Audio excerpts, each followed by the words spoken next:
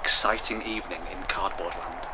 Trimmings from all over the world had gathered to take part in the Cardboard Olympics, a sports event which only took place once every 4 years. "Welcome to the opening ceremony of the Cardboard Olympics," said Terry, speaking into the microphone. "Oh, this is so exciting!" cried Hamish as he carried his flag past the applauding crowd. "I can't believe I'm going to be racing for Cardboard Scotland."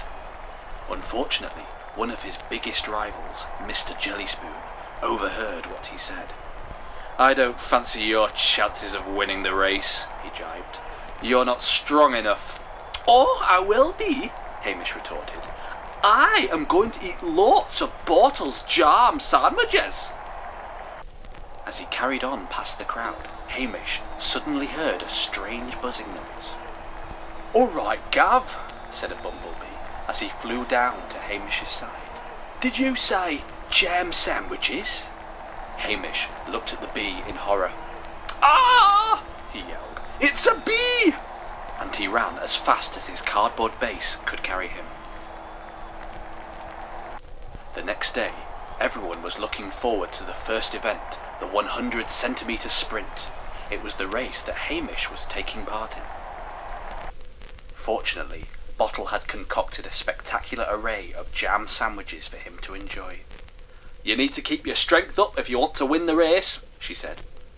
Just then, Mr. Jellyspoon swaggered over to their table. "Well, you certainly won't win the race by scoffing sandwiches," he taunted. "You should be training like me." Hamish tried to ignore what Mr. Jellyspoon had said, and was just about to reach for another jam sandwich when, once again, he heard the strange buzzing noise. It was the bee. "All right, Gav," he said.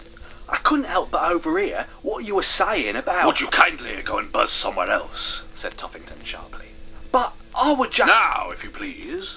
All right," the bee answered, and, begrudgingly, he buzzed away. "Ladies and gentlemen," Terry announced, "please take your places for our first event, the 100-centimetre sprint."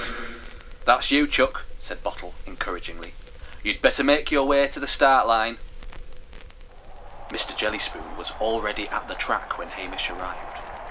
"Racers, are you ready?" Terry called out. "The first person to reach the finish line will win the Cardboard Cup." "And I look forward to it. On your marks, get set, go." The race had begun. "Come on, old boy!" cheered Toffington. "You can do it, lad!" cried Bottle.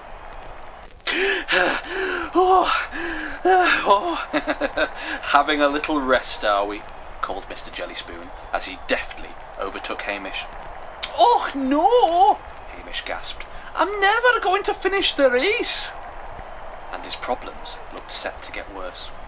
"All right, Gav," said the pesky bee.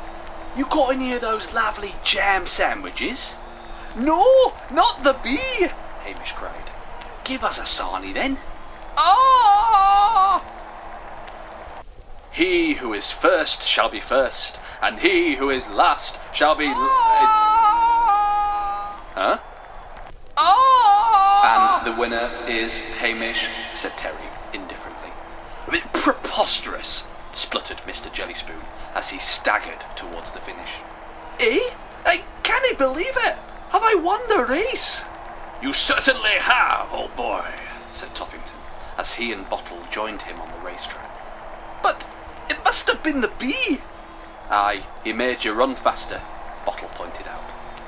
The bee hovered cheerfully above them. "Happy to help," he said. "I overheard that pompous Jellyspoon teasing you earlier, and I thought, I'm not having that. That's why I was at your picnic. I thought, if I scared you enough, I could make you run faster." "Well, in that case, I declare jam sandwiches all round," said Toffington proudly. And so everyone joined in the big celebration picnic. Bottle prepared an extra-large helping of jam sandwiches, and everyone was happy as could be. You could say there was a real buzz in the air at that year's games.